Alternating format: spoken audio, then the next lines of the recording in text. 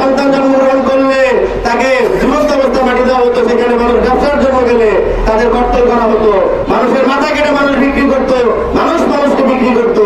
আজকে সেই জামানায় কিন্তু আমরা আছি। আজকে কিন্তু মানুষ মানুষকে বিক্রি করে, মানুষের মাথা কেটে মানুষ ব্যবসা করে।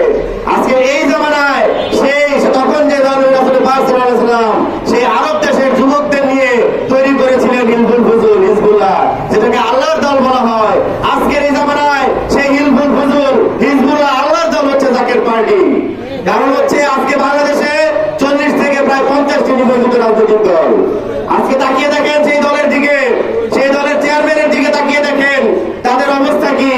আর জাকের পার্টির মহামান্য চেয়ারম্যান তিনি এমন এক মহামানব, তিনি যেমন শরীয়তে শিক্ষায় শিক্ষিত, তিনি তার মধ্যে শরীয়তে শিক্ষার পাশাপাশি তার মধ্যে এমন এক শিক্ষা আছে, তার মধ্যে এমন এক খোদাই শক্তি আছে, যেই শক্তি বলে জাকের পার্টির নেতৃবৃন্দরা এবং জাকের পার্টির মহামান্য চেয়ারম্যান মহোদয়ের পবিত্র মুরারি চেহারা মোবারক দেখে এবং তার কাছে যদি আমরা ক্যান্সার রোগ নিয়েও কেউ যায়, সেটা যদি সে দয়া করে সাথে সাথে তার কিন্তু সমাধান সাফা হয়ে যায়।